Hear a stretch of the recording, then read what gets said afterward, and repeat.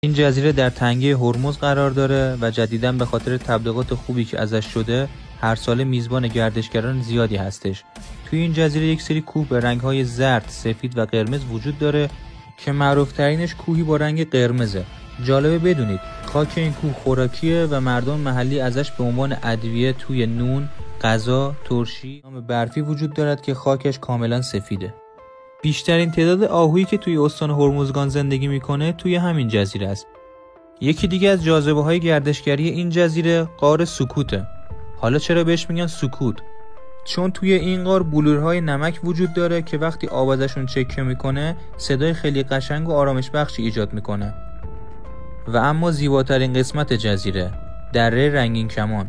تمام رنگ‌هایی که توی جزیره وجود دارن توی این دره جمع شدن و شما میتونید رنگ‌های زرد، سفید، قرمز، نارنجی و سبز و فیروزه‌ای رو یکجا ببینید.